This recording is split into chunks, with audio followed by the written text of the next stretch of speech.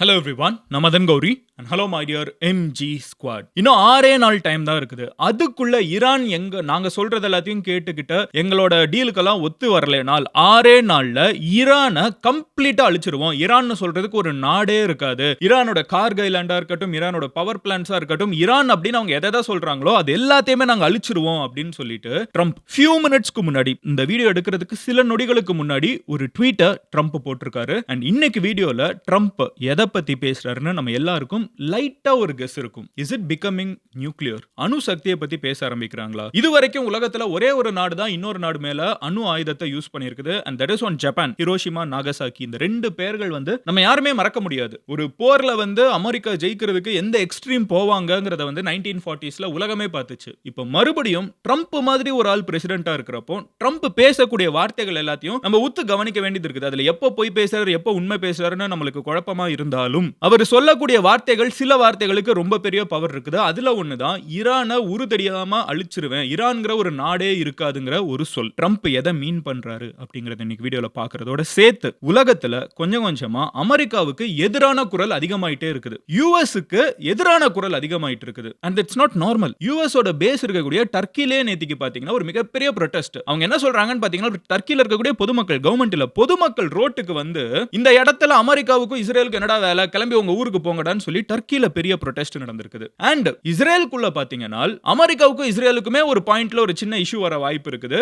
இஸ்ரேலுக்குள்ள இருக்கக்கூடிய ஒரு சர்ச்சில் கிறிஸ்டியன்ஸை ப்ரே பண்ண விடாம வெளியே அனுப்பப்பட்டிருக்காங்க. அது சண்டே பாம், அது நான் என்னன்னு சொல்றேன், பாம் சண்டேக்காக அங்க இருக்கக்கூடிய கிறிஸ்டியன்ஸ் ப்ரே பண்ணணும் ஜெருசலேம்ல இருக்கக்கூடிய புனிதமான இடங்களுக்குன்னு நேத்திக்கு முயற்சி செஞ்சப்போ அவங்க எல்லாத்தையும் அங்க இருக்கக்கூடிய போலீஸ் வெளியே அனுப்பிச்சிருக்காங்க. சோ ஜூஸ், கிறிஸ்டியன்ஸ், முஸ்லிம்ஸ் அப்படின்னு சொல்லிட்டு 3 மதங்கள் இந்த போர்ல இன்வால்வ் ஆயிருக்குது. மத ரீதியாகவும் சில ஆங்கிள்ஸ் இதுல வர ஆரம்பிக்குது. அது என்ன அப்படிங்கறதையும் நம்ம பார்க்க போறோம். ரெண்டு முக்கியமான விஷயங்கள் நம்ம இன்னைக்கு வீடியோல டீடைலா பார்க்க போறோம். பட் அதை பார்க்க ஆரம்பிக்கிறதுக்கு முன்னாடி நீங்க இந்த சேனலை சப்ஸ்கிரைப் பண்ணலன்னா சப்ஸ்கிரைப் பண்ணுங்க. அப்போனாதான் வேர்ல்ட்ல நடக்கக்கூடிய எல்லா விஷயங்களும், நம்மளுக்கு பிடிச்ச விஷயங்கள் இருக்கலாம், நம்மளுக்கு பிடிக்காத விஷயங்கள் இருக்கலாம், நம்மளுக்கு பிடிச்ச தலைவர்கள் இருக்கலாம், நம்மளுக்கு பிடிக்காத தலைவர்கள் இருக்கலாம், நம்மளோட பாயிண்ட் ஆஃப் வியூவோட ஒத்து போகிற விஷயங்கள் நடந்திருக்கலாம், நம்மளுக்கு கசப்பு தன்மை இருக்கக்கூடிய பாயிண்ட் ஆஃப் வியூவா இருக்கலாம். But what ever as it is, என்ன நடந்துட்டு இருக்கோ அதை நீங்க டீடைல்டா டெய்லி ஒரு 10 நிமிஷத்துல தெரிஞ்சுக்கணும் அப்படின்னு நினைச்சீங்கன்னா இந்த சேனலை சப்ஸ்கிரைப் பண்ணுங்க. பிகாஸ் நான் என்ன நடந்துட்டு இருக்குங்கிற எல்லா விஷயத்தையும் உங்ககிட்ட சேர்த்துருவேன். அதுக்கப்புறம் நீங்க சப்ஸ்கிரைப் பண்ணீங்கன்னா தான் வீடியோவா உங்ககிட்ட அது சேரும். நான் போஸ்ட் பண்ணிடுவேன், நீங்க பார்க்கணும், வேர்ல்ட் என்ன நடக்குதுங்கிறத தெரிஞ்சுக்கணும். இங்க இருக்கக்கூடிய hundreds and thousands of comments, உலகத்தில் இருக்கக்கூடிய வெவ்வேறு மூலையில் இருக்கக்கூடிய எம்ஜி ஸ்குவாட் எல்லாருக்கூடயும் நீங்க கனெக்ட் ஆகணும், ஒரு டாபிக்கை ஒன்னா டிஸ்கஸ் பண்ணணும் அப்படின்னு யோசிச்சீங்கன்னா சப்ஸ்கிரைப் பண்ணி எம்ஜி ஸ்குவாட்ல சேருங்க.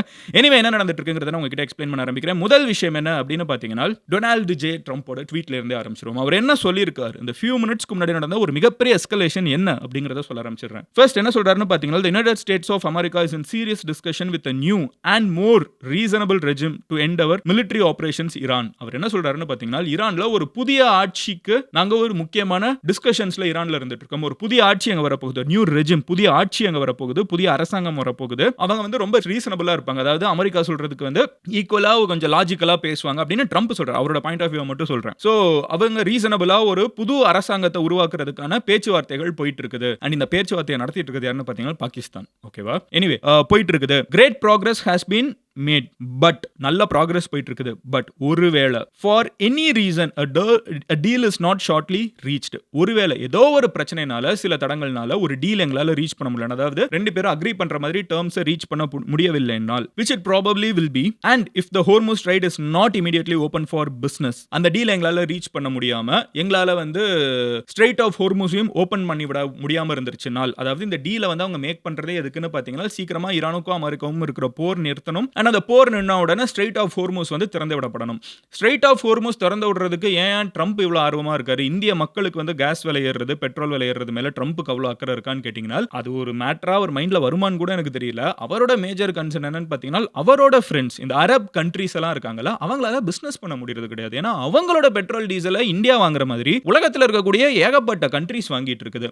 அப்போ இங்க இருக்கக்கூடிய ஸ்ட்ரெயிட் ஆஃப் ஹோர்முஸ்ங்கிற ஒரு சின்ன கடல் பகுதியை ஈரான் கண்ட்ரோல் பண்றதுனால அவருக்கு பேஸ் கொடுத்த அமெரிக்காவுக்கு பேஸ் கொடுத்திருக்கக்கூடிய அரப் கண்ட்ரீஸ்னால பிசினஸ் பண்ண முடியலங்கிற காரணத்தினால் அண்ட் இது வந்து மொத்த அரப் வேர்ல்டையுமே வந்து ஒரு பேட் லைட்ல காமிக்குது. கரெக்டா? அது ஒரு சேஃபான இடம் எல்லாரும் நினைச்சிட்டு இருக்கிற நேரத்தில் இந்த போர் வந்து அது கொஞ்சம் நெகட்டிவ் கனோட்டேஷன் கொடுக்குது. ஸோ இந்த காரணங்களினால் ட்ரம்ப் என்ன சொல்றாருன்னு பார்த்தீங்கன்னா, சீக்கிரமா ஸ்ட்ரெய்ட் ஆஃப் ஹோர்முஸை திறக்கலைனா, ஏன்னா சீக்கிரமா உனக்கு டைம் தரேன், டீலை க்ளோஸ் பண்ணி நான் பேசிட்டு இருக்கேன், நான் பேசுறவங்க வந்து டீலை நெருக்கி வர மாதிரி இருக்காங்க. ஒருவேளை ஆனா அந்த டீல் நடக்காம ஸ்ட்ரெய்ட் ஆஃப் ஹோர்முஸும் திறக்காம இருந்தால், we will conclude our lovely stay in Iran by blowing up and completely obliterating all of their electric generation plants. இந்த ஸ்ட்ரெய்ட் ஆஃப் ஹோர்முஸை அவங்க திறக்க மறுத்தாங்கன்னா, ஈரான் சீக்கிரமா எங்க கிட்ட ஒரு டீல் மேக் பண்ணலனா, நாங்க ஈரான்ல இருக்கக்கூடிய எல்லா பவர் பிளான்ட்டையும் தரமட்டமாக்கும். அந்த வேர்ட் இருக்குல்ல, அதுனா obliterating அப்படிங்கிறது வந்து ஒரு சாதாரண வேர்ட் கிடையாது. தரைமட்டமாக்குதல். ஓகேவா? துவம்சம் பண்ணுதல். ஒண்ணுமே இல்லாம காணாம போக வச்சிருவேன் அப்படின்னு சொல்லிட்டு எதை சொல்றாரு? நிறைய விஷயத்தை சொல்றாரு. அதுல ஃபர்ஸ்ட் சொல்றது எலக்ட்ரிக் ஜெனரேட்டிங் பிளான்ட்ஸ் அப்படின்னு சொல்றாரு. யோசிச்சு பாருங்க,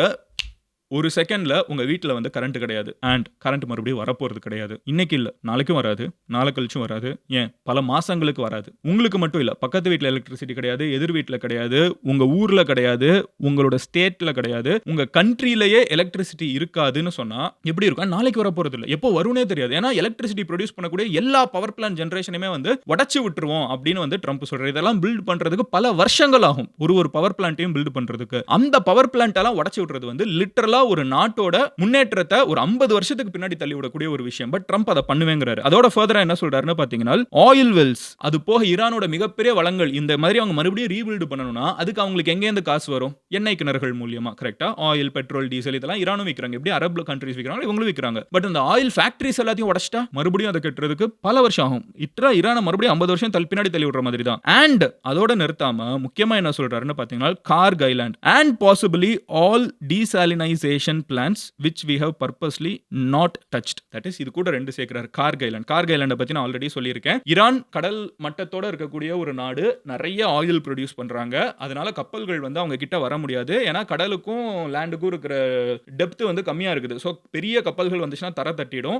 நேச்சுரல் போர்ட்டா ஈரான் கிட்ட இருக்கக்கூடிய கார்க் ஐலாண்ட் இருக்குது. அந்த கார்க் ஐலாண்ட் வந்து நேச்சுரலாவே நல்ல டெப்த் இருக்குது. சென்னை மாதிரி. சென்னை வந்து நேச்சுரலாவே போர்ட். அதனால தான் வெள்ளக்காரங்க இங்க வரணும்னு நினைச்சாங்க. நம்ம வந்து துறைமுகம் கட்ட தேவையில்லை. இயற்கையே வந்து டெப்த் நிறைய கொடுத்திருக்குது. சோ கப்பல்கள் லேண்ட் கிட்ட வந்துடலாம். சோ அதே மாதிரி இந்த கார்க் ஐலாண்டுக்கு வந்து எப்படி நீங்க வந்து தமிழ்நாடு ஃபுல்லா பாத்தீங்கன்னா என்னெல்லாமோ ப்ரொடியூஸ் பண்றாங்க. திருப்பதியில ஃபேக்டரிஸ் இருக்குது, பெங்களூர்ல ஃபேக்டரிஸ் இருக்குது, நம்ம கோயம்புத்தூர்ல ஃபேக்டரி இருக்குது. இந்த இடத்துல எல்லாம் என்ன டி-ஷர்ட், என்ன dress, what ever it is, எதை ப்ரொடியூஸ் பண்ணாலும் அதெல்லாம் சென்னைக்கு வரும். சென்னையில இருந்து கப்பல்ல வேர்ல்டு ஃபுல்லா போகும். கரெக்டா? நம்ம எக்ஸ்போர்ட் பண்றது, அதே மாதிரி இம்போர்ட் பண்றது வேர்ல்டுல எங்க இருந்தலாமோ சென்னைக்கு வரும். சென்னையில இருந்து இந்த இடத்துக்கு கிளம்பி போகும். அப்ப சென்னைங்கிற ஒரு இடம் வந்து ரொம்ப முக்கியமான இடம். வெள்ளக்காரங்க வந்து இதுக்காக பிரெஞ்சு கிட்ட டீல்லாம் போட்டு சண்டை போட்டுருக்காங்க. போரே நடந்திருக்குது சென்னைக்காக. ஏன்னா போர்ட் வந்து அவ்வளவு முக்கியமான ஒரு விஷயம். ஓகேவா? அப்போ அதே மாதிரி அது அந்த காலகட்டத்தில் யோசிச்சு பாருங்க. பல வருஷத்துக்கு முன்னாடி இம்போர்ட் எக்ஸ்போர்ட்லாம் பெருசா இல்லாத பிரிட்டிஷ் இந்தியா டயத்திலேயே போர்ட் அவ்வளவு முக்கியம்னா இன்னைக்கு போர்ட் எவ்வளவு முக்கியம். சோ இந்த கார்க் ஐலாண்டுங்கிற ஒரு இடத்துக்கு தான் எல்லா ஆயில், பெட்ரோல், டீசல் எல்லாமே வருது. அங்க இருந்து தான் வேர்ல்டு ஃபுல்லா போகுது.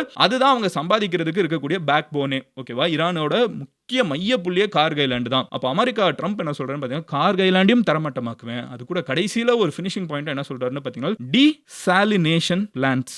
டீசாலினைசேஷன் பிளான்ட்ஸ்ல வந்து கை வைக்கிறது என்னன்னு பாத்தீங்கன்னா, அங்க இருக்கக்கூடிய தண்ணி உற்பத்தி வந்து குடிதண்ணியா மாறக்கூடிய, சுத்தப்படுத்தக்கூடிய, சுகாதாரமா மக்களுக்கு குடிதண்ணி வரக்கூடிய இடங்களையும் அடிச்சு விட்டுருவேங்கிறாரு. அது ஒரு கண்ட்ரியை 100 வருஷத்துக்கு பின்னாடி தள்ளக்கூடிய ஒரு விஷயம். ஓகேவா? இது எல்லாத்தையும் பண்ணுவேன் அப்படின்னு சொல்லிட்டு அவர் என்ன சொல்ற பாத்தீங்கன்னா, இவ்வளவு நாள் நான் வந்து தொடாம இருந்தேன், பட் நான் பண்ணுவேன். இன்னும் 6 நாள் தான் உனக்கு கெடு, நீ நான் சொல்றதுக்கு ஒத்துக்கலைனா அப்படின்னு சொல்லிட்டு இன்னும் 6 நாள், just 6 days. ஓகேவா? ஏப்ரல் 6 அவர் சொன்ன கணக்குப்படி முடியுது. இன்னைக்கு வந்து 30th மார்ச். கரெக்ட்? சோ 6 நாள் தான் இருக்குது. அது கூட அவர் என்ன சொல்றாருன்னு பாத்தீங்கன்னா, சோ ப்ராபபிலி ட்ரம்ப் வந்து நெக்ஸ்ட் வீக் மண்டே வந்து நம்மளுக்கு ஒரு ரொம்ப அதிர்ச்சியை கொடுப்பேங்கிற மாதிரி மிரட்டிட்டு இருக்காரு. எனிவே, மூவிங் ஃபார்வர்ட் என்ன அப்படின்னு பாத்தீங்கன்னா, this will be in retribution for our many soldiers and others that Iran has butchered and killed over the old regime's 47 years reign of terror. Thank you for your attention to this matter, President Donald J. Trump.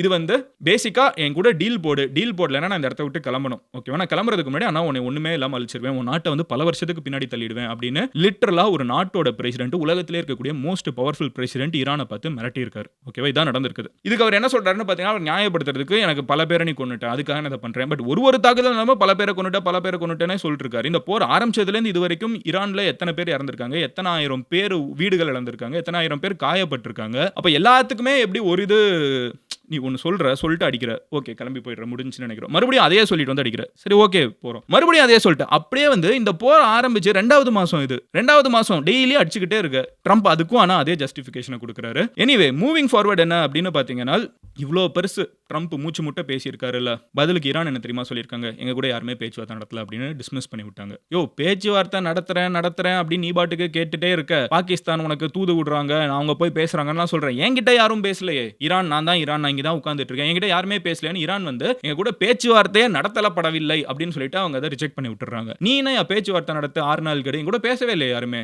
Pakistan உன்னை ஏதோ சொல்லி scam பண்ணிட்டு இருக்காங்க, நாங்கெல்லாம் பேசல அப்படின்னு சொல்லி Iran வந்து பேசிக்கா பாகிஸ்தான் ஸ்கேம் பண்ணிட்டாங்கிறது மீமா எல்லாரும் போட்டுட்டு இருக்காங்க. பட் பேசிக்கா ஈரான் என்ன சொல்றாங்க, எங்கிட்ட யாரும் பேச்சுவார்த்தை நடத்தல, ரெஜிம்லாம் மாற போறதில்ல, இதே ஆட்சி தான் இருக்கும், இதே அரசாங்கம் தான் இருக்கும், நாங்கெல்லாம் எங்கேயும் போக போறதில்லைன்னு சொல்லிட்டு ட்ரம்போட இந்த மிகப்பெரிய வார்னிங்கையும் டிஸ்மிஸ் பண்ணி விட்டுறாங்க. அதோட மட்டும் நிறுத்தாம கலாய்கிறாங்க. ட்ரம்ப் என்ன கேட்கிறாரு, ஸ்ட்ரெயிட் ஆஃப் ஹோர்முஸை மட்டும் நீ திறக்கலனா அப்படின்னு சொல்லிட்டு தான் இவ்வளவு பேசுறாரு. அந்த இடத்துல கப்பல் போயே தீரணும், மிடில் ஈஸ்ட்ல இருக்கிற எல்லாரும் சம்பாதிக்கணும். அதுல ட்ரம்ப் வந்து அவரோட அமெரிக்கன் எல்லா ஆயில் பிசினஸும் கடைசியில் யார் ரன் பண்றாங்க, அமெரிக்கன்ஸ் தான் ரன் பண்றாங்க. அவங்களோட கம்பெனிஸ் இருக்குது, ஷேர் எல்லாத்தையும் ஒரு பையன் வாங்கி போட்டுக்கிட்டே இருக்கான் சம்பாதிக்கிறது. எனிவே அது வேற டாபிக்.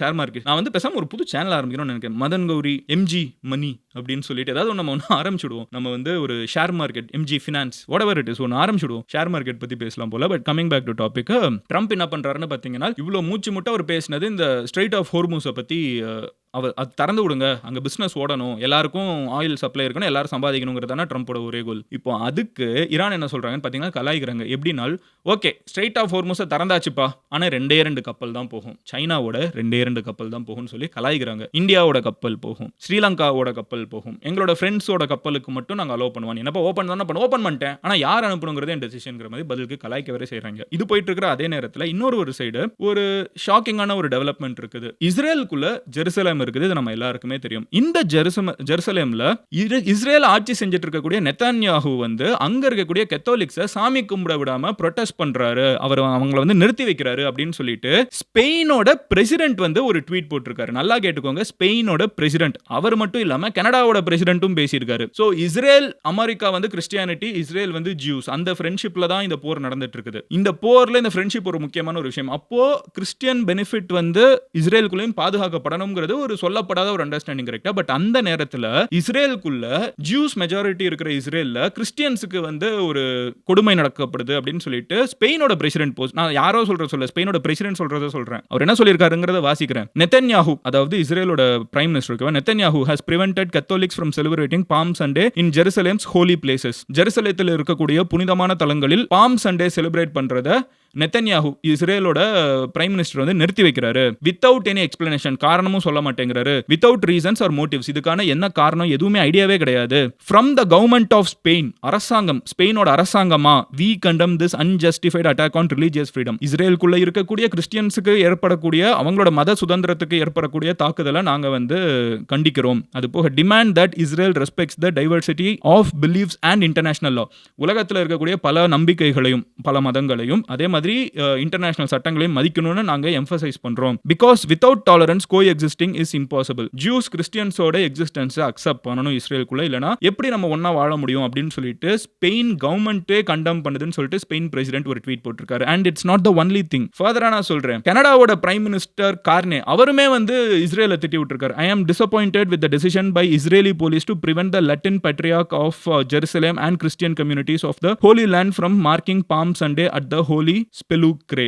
மறுபடியும் அவரும் அதே தான் சொல்றாரு. இந்த அங்க இவங்க இஸ்ரேல் போலீஸும் இஸ்ரேல் கவர்மெண்ட்டும் வந்து இங்க இருக்கக்கூடிய கிறிஸ்டியன் கம்யூனிட்டியும் அங்க இருக்கக்கூடிய பழைய கால லட்டின் பட்ரியார்க் ஆஃப் ஜெருசலம் அவங்களே வந்து பாம் சண்டே செலிப்ரேட் பண்ண விட மாட்டேங்கிறாங்க, மத சுதந்திரம் இல்ல. These actions further violate and long standing status quo of Jerusalem's holy sites. Jerusalem வந்து ஒரு புனிதமான இடம், ஜூஸுக்கும் புனிதமான இடம், கிறிஸ்டியன்ஸ்க்கும் புனிதமான இடம், இஸ்லாமுக்கும் அது புனிதமான இடம், பல மதங்களுக்கு அது ஒரு இடம் புனிதமான இடம். அவர் என்ன சொல்றாருன்னு பாத்தீங்கன்னா, these actions further violate the long standing status quo of Jerusalem's holy sites. அங்க இருக்கக்கூடிய புனித தலங்களுக்கு பல வருஷமா இருக்கக்கூடிய தொல்லைகள் இன்னமும் கண்டினியூ ஆகுது. People of every faith in Jerusalem should be able to worship freely fully and without fear. ஜெருசலேத்தில் இருக்கக்கூடிய அனைத்து மத மக்களும் அங்க போய் சாமி கும்பிடுறதுக்கு, அவங்களோட தொழுகை இடங்களுக்கு போய் சாமி கும்பிடுறதுக்கு பெர்மிஷன் கொடுக்கப்படணும். இது தப்பா இருக்குதுன்னு சொல்லிட்டு நல்லா கேட்டுக்கோங்க, ஸ்பெயின் கவர்மெண்ட்டும் கனடாவோட கவர்மெண்ட்டும் பப்ளிக்கா கண்டம் பண்ணியிருக்காங்க. அமெரிக்கா ட்ரம்ப் வந்து நீங்க பாத்தீங்கன்னா பல இடங்கள்ல கிறிஸ்டியன் ஃபெய்த்தை வந்து அவர் பயங்கரமா என்ட்ரோஸ் பண்ணுவாரு. அதுவே அவருக்கு வந்து மக்கள் கிட்ட இருந்து நிறைய சப்போர்ட் இருக்குது. அப்போ அவர் வந்து இன்னைக்கு இஸ்ரேலுக்கு சப்போர்ட்டா அவங்க சோல்ஜர்ஸை ஈரானுக்குள்ள அனுப்புறாரு. நல்லா தெரிஞ்சுக்கோங்க, இஸ்ரேலி சோல்ஜர்ஸ் போருக்கு போகல. இஸ்ரேலுக்காக அமெரிக்கா சண்டை போட வந்து அமெரிக்கன் சோல்ஜர்ஸ் இப்போ ஈரானுக்குள்ள போறாங்க. ஓகேவா? ஆனா இஸ்ரேலி சோல்ஜர்ஸ் போகல. இதை இஸ்ரேல் வந்து கன்ஃபார்மும் பண்ணிருக்காங்க. எங்களோட சோல்ஜர்ஸ்லாம் போலங்க, அமெரிக்கன் சோல்ஜர்ஸ் தான் போறாங்கன்னு. அண்ட் ஈரான் என்ன சொல்றாங்க? வா, இது ஒரு மரணக்குழி, நீ உள்ள வந்து விழு அப்படின்னு சொல்றாங்க. அப்போ இவ்ளோ காம்ப்ளிகேட்டடா சென்சிட்டிவா ஒரு டைம் போயிட்டு இருக்கப்போ இஸ்ரேல் மேல என்ன குற்றச்சாட்டு வருது? அவங்க நாட்டுக்குள்ள இருக்க கிறிஸ்டியன்ஸ்க்கு வந்து பாம் சண்டே செலிப்ரேட் பண்ண விட மாட்டேங்கிறாங்க, அனுசரிக்க விட மாட்டேங்கிறாங்க அப்படின்னு சொல்லிட்டு உள்நாட்டுக்குள்ளே குற்றச்சாட்டுகள் வந்து வர ஆரம்பிக்குது. அதை இன்டர்நேஷனல் லெவல்ல இருக்கக்கூடிய பல நாட்டில் இருக்கிறவங்க வந்து அதை கண்டம் பண்றாங்க. லைக் ஸ்பானிஷ் கவர்மெண்ட் கண்டம் பண்ணுது, ஸ்பானிஷ் பிரசிடென்ட், இவங்க கனடாவோட பிரைம் மினிஸ்டர்னு சொல்லிட்டு எல்லாரும் ஓப்பனா கண்டம் பண்றாங்க. ஓகேவா? So it's getting figure. இதுக்கு நடுவுல மசூத் அப்படிங்கிறவர், அதாவது ஈரானோட ஹெட் இவர் தான். ஓகே, ஈரானோட பிரசிடென்ட் இப்போ இவர் தான். அவர் என்ன சொல்லியிருக்காருன்னு பார்த்தீங்கன்னா, experts in the United States should make president Trump aware of the reality of the people in his country participating in the No Kings protest. இதை பத்தி நான் நேற்றுக்கு வீடியோ முடியிறப்போ சொல்லியிருந்தேன். நேற்றுக்கு சப்ஸ்கிரைப் பண்ணி பார்த்துட்டு இருக்கிற எம்ஜி ஸ்குவாடுக்கு தெரியும். ஒரு வீடியோ மிஸ் பண்ணாலும் ஏதோ படத்துல வந்து 10 நிமிஷம் வெளியே போயிட்டு வந்த மாதிரி இருக்கும். எனவே நேற்றுக்கு வீடியோ முடியிறப்ப நான் சொல்லியிருந்தேன், நோ கிங்ஸ்ங்கிற ஒரு ப்ரொடெஸ்ட் வந்து பெருசா அமெரிக்காவில் நடந்துட்டு இருக்குது. அந்த ப்ரொடெஸ்ட்ல வந்து எது மையப்புள்ளின்னு பார்த்தீங்கன்னா, ட்ரம்ப் வந்து ஒரு மன்னர் மாதிரி பிஹேவ் பண்ணிருக்காரு. மக்கள் டெமோக்ரஸில மக்களோட குரலை தான் அங்க இருக்கிற பிரைம் மினிஸ்டரோ பிரசிடென்ட்டோ ரிஃப்ளெக்ட் பண்ணும். கரெக்ட்டா? மக்களுக்கு உடன்பாடே இல்லாத ஒரு போர்ல போய் அமெரிக்கன் சோல்ஜர்ஸ் வந்து சாகடிக்க போறாரு. எங்களுக்கு ட்ரம்ப் வேணாம். Trump get out. நீ மன்னன் கிடையாது. நீ உன் பதவியில இருந்து இறங்கு. நீ வெளியே போ. நீ பிரசிடென்ட் தான். நாங்க சூஸ் பண்ணாதான் நீ பிரசிடென்ட்னு சொல்லிட்டு நோ கிங். ஓகேவா? You are not a king. அதுதான் அந்த ப்ரொடெஸ்டோட மீனிங். ஸோ இந்த நோ கிங் ப்ரொடெஸ்ட் வந்து பெருசா அமெரிக்கால நடந்துச்சு. அதை வச்சு ஈரான் வந்து ஒரு மெசேஜ் போட்டிருக்காங்க. அவங்க என்ன, ஈரானோட பிரசிடென்ட் மசூத் போட்டிருக்காங்க. அவர் என்ன சொல்றாருன்னு பார்த்தீங்கன்னா, experts in the United States should make president Trump aware of the reality of the people in his country participating in the no kings protest. உங்களோட நாட்டில் இருக்கிற மக்களே உனக்கு எதிராக எவ்வளவு பெரிய ப்ரொடெஸ்ட் பண்றாங்கங்கறத இந்த எக்ஸ்பர்ட்ஸ்லாம் சொல்லுங்கப்பா. The American people are angry about Israel first. அமெரிக்காவோட, அதாவது ட்ரம்ப்போட கோலே வந்து இஸ்ரேல் ஃபர்ஸ்ட். அமெரிக்காவுக்கு முன்னிலை கொடுக்கறத விட இஸ்ரேலுக்கு முன்னிலை கொடுக்கறத வச்சு அமெரிக்கால இருக்கிற மக்களுக்கே உன்னை பிடிக்கல. They are tired of Israeli kings ruling over American democracy. இஸ்ரேலோட மன்னர்கள் வந்து அமெரிக்கா மேல ஆட்சி செய்யறத பார்த்து அமெரிக்க மக்களுக்கு வந்து ஒரு இரிட்டேட் ஆயிடுச்சு. அவங்களுக்கு டயர்ட் ஆகுது, அவங்களுக்கு போர் அடிச்சிருச்சு. அந்த மாதிரி வந்து ஒரு மாதிரி இது ஒரு சர்க்காசம் தான், அப்படி எதுவும் நடக்கல. பட் ஸ்டில் அவர் என்ன சொல்றாருன்னு பாத்தீங்கன்னா, அந்த அளவுக்கு நீ ஏன் இஸ்ரேலுக்காக போய் இறங்கணும்? உனக்கும் எனக்கும் சண்டையே கிடையாது, அமெரிக்காவுக்கு ஈரானுக்கும் பிரச்சனையே கிடையாது. அப்போ வந்து இஸ்ரேலோட மன்னன் அப்படின்னு சொல்றதெல்லாம் அது வந்து ஒரு எக்ஸாகரேட்டட் டேர்ம். ஏன்னா இஸ்ரேல்ல வந்து மன்னர் ஆட்சியில் அங்கேயும் பிரைம் மினிஸ்டர் தான். பட் அவரோட பாயிண்ட் ஆஃப் வியூ என்னன்னு பார்த்தீங்கன்னா, இது நெத்தன்யாவுக்கும் ஈரானுக்கும் இருக்கிற பிரச்சனை, அதாவது இஸ்ரேலுக்கும் ஈரானுக்கும் இருக்கிற போர். கரெக்டா? இதுல சம்பந்தமே இல்லாம அமெரிக்கா உள்ளுக்குள்ள வர அமெரிக்கன் சோல்ஜர்ஸ் இறந்து போறாங்க, அமெரிக்கன் சோல்ஜர்ஸ் எங்க நாட்டுக்குள்ள அனுப்புறேங்கிற உனக்கு இதுக்கும் சம்பந்தமே இல்லை. ஏன் இந்த மாதிரி வந்து இஸ்ரேல்ல இருக்கக்கூடிய மன்னர்களுக்கு நீ இப்படி அடிவணிஞ்சு போறங்கிற மாதிரி ஒரு நக்கல் நையாண்டி மாதிரி வந்து ஈரானோட பிரசிடென்ட் மசூத் வந்து ஒரு ட்வீட் போட்டிருக்காங்க. So what is happening internationally? The war is getting bigger. More countries are getting involved. At some level, டர்க்கில ஒரு பெரிய ப்ரொடெஸ்ட், இந்த போர் நடக்கக்கூடாதுன்னு சொல்லிட்டு இன்டைரக்டா நிறைய பேர் இன்வால்வ் ஆக ஆரம்பிச்சிட்டு இருக்காங்க. டைரக்டாவும் நிறைய பேர் இன்வால்வ் ஆக ஆரம்பிச்சிட்டு இருக்காங்க. எல்லாத்துக்கும் ஒரு முற்றுப்புள்ளி ஏப்ரல் 6க்குள்ள கிடைச்சிரும் அப்படிங்கிறது தான் ட்ரம்ப்போட ஒரு பாயிண்ட் ஆஃப் வியூவா இருக்குது. ஏப்ரல் 6க்குள்ள பாரு, ஏப்ரல் 6க்குள்ள ஈரான் வந்து எங்க கூட அண்டர்ஸ்டாண்டிங் வந்துருவாங்க. ஏன்னா அவங்க கிட்ட நெகோஷியேட் பண்றதுக்கு எதுவுமே இல்லை, நம்ம மரணடி அடிச்சிட்டோம் அப்படின்லாம் சொல்றாங்க. ஈரான் சைடு என்ன சொல்றாங்க? எங்க கூட யாருமே பேச்சுவார்த்தை நடத்தல, நீ ஏன்னா ஆட்சி மாற்றம்னு சொல்ற. எப்படி மாத்துவோம்? நாங்க இருக்கிறவங்க தான் இருப்போம், நான் ஏன் மாறணும்? நீ யார் என்னை கேட்கறதுக்கு அப்படின்னு ஈரான் பதில் கேட்கறாங்க. ரெண்டு பேருக்கும் உச்சகட்ட பதட்ட நிலை போயிட்டு இருக்குது. அட் திஸ் பாயிண்ட் நான் உங்ககிட்ட ஒரே கேள்வி கேட்கணும்னு நினைக்கிறேன். ஈரான் ஏப்ரல் 6க்குள்ள ட்ரம்ப்போட ஒரு டீல் போட்டுருவாங்கன்னு நினைக்கிறீங்களா?